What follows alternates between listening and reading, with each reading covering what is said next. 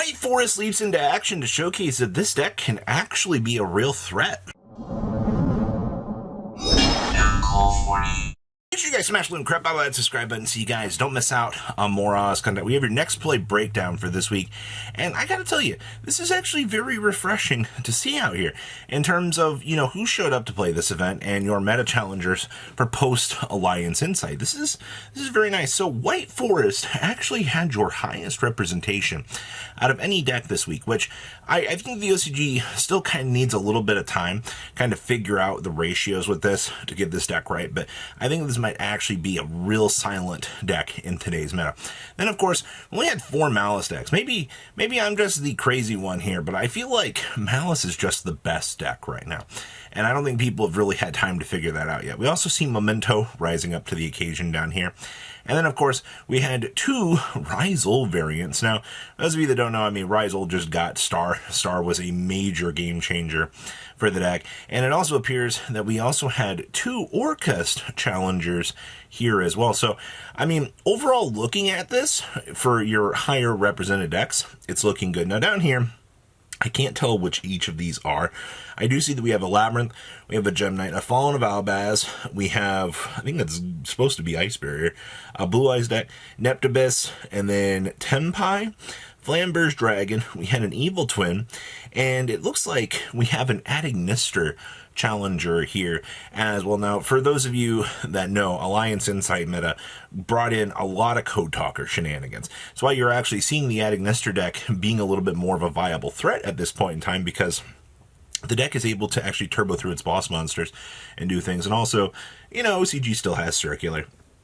I think if the TCG had Circular, we might be able to do the kind of cool things that the OCG has been doing. But yeah, overall, your representation for this, not too bad this week, but this gives you an insight as to how the tournament structure looks for some of these events. Now we shift on in to your top 8 here. Now you're going to notice, holy moly, conversion rate. All right, well, out of our 4 Malice Duelist, 3 of which were able to carry on up here into top 8, which is fantastic, actually. That's a conversion rate that you do want to see out here, and it really does prove that, you know, why White Forest had that major shifter. I mean, also only 1 White Forest deck managed to crawl out of the brink down here and actually set at the table too. So a conversion rate of 5 down to 1 and a conversion rate of 4 to 3.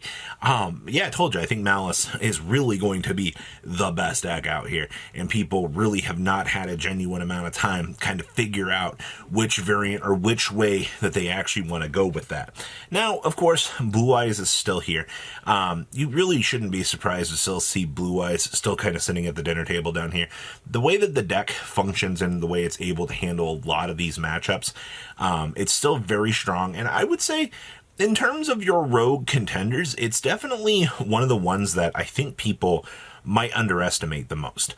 And the reason for that is, they're still like, it's Blue Eyes, you know, it's starting to show its age. Not really, not yet. It is definitely fairer of the decks. We also have a Tempai deck up there. Yeah, I know. Triple Sangan Kaiman, still massively unfair. Still gives this deck a little bit too much. I'm still feeling it.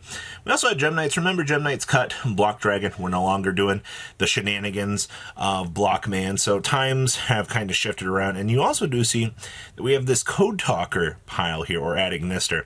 Once again, Circular's a fantastic card at giving this deck an actual chance to kind of set itself up. So that is your top 8. It is a fantastic meta, actually, except for that's a lot of Malice. Also, no Ryzel conversion. LOL. Let's pass it over to deck list. All right, our first place Malice list here, and you know what? I think you're going to be shocked by this. They're actually going back to main decking the shifter right now. We're actually playing the triple backup secretary in here. Now, if you know what the backup Adignister does, you know how broken that this card is for this deck. It just does so much. And of course, this build is actually not playing the Code Talker in here. I don't like that. I think the Code Talker is a very strong card, but I guess it does create a choke point for nibs. So that is something to kind of think about out here. We are doing one EMP Meow Mine for the Extender 2 Dominuses, and of course Gamma and Driver in here as well. That's actually kind of insane. And of course we are doing triple hair now with only one Chassis Cat. I still think a 2-2 between the hair and the Chassis Cat feels just a little bit better. Getting that draw feels so amazing when you're actually playing this deck. So very interesting ratio. Second place here is our White Forest Special. Now you're going to notice, yes, we are doing the Deception package in here. Yes, the new Diabell and the new Diablaze are both showing up in here. We are packing in triple field spell, and I think that this is going to give you a really cool place to kind of start with this deck if you were wanting to play something Sinful Spoils related. I think that this deck genuinely is really cool. But you've also got to remember, the Fiendsmith package tries to aim to give this deck some ground to cover. It gives you the additional boss monster kind of put up.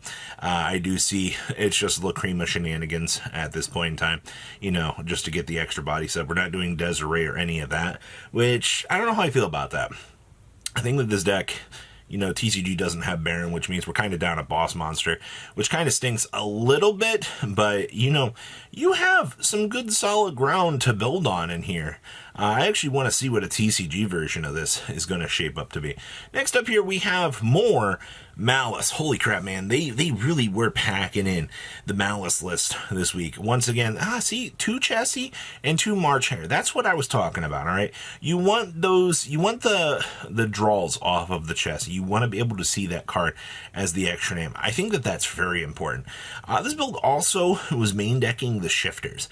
The fact that people have viewed Malice as a deck that really nobody wants to be playing right now is actually kind of insane, because it just means that more and more people are going to be rushing out here wanting to play Malice, which, okay, I mean, it wasn't originally on my bingo sheet of things, but I don't know, man, if you've played Malice post Alliance Insight or played against it, the deck feels so insane and so unfun.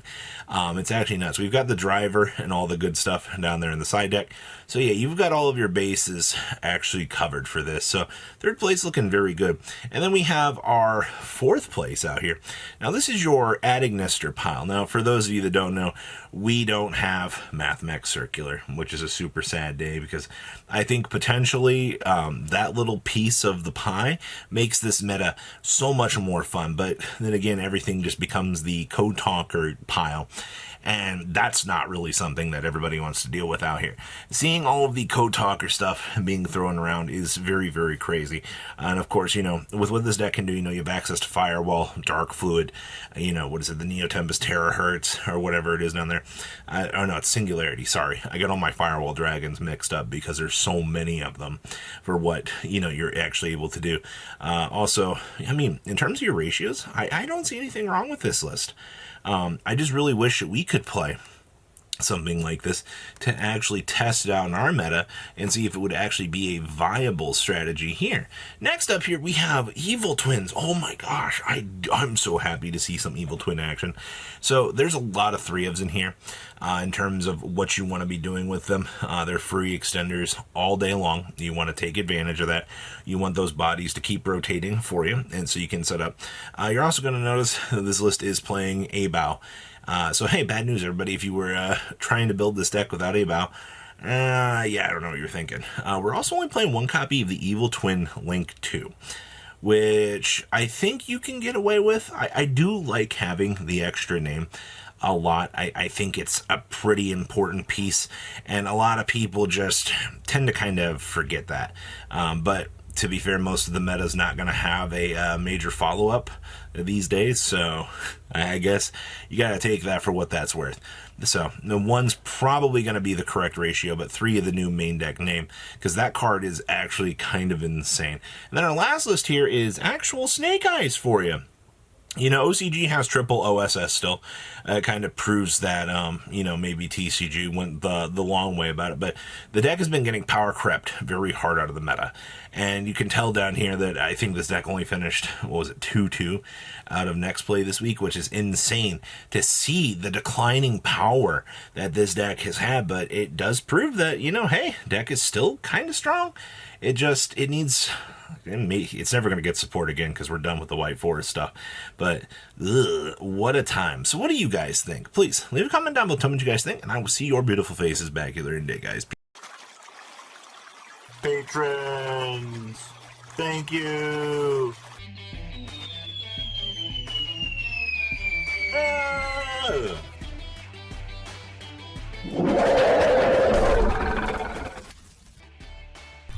Thank you so much for watching. Check out these other videos.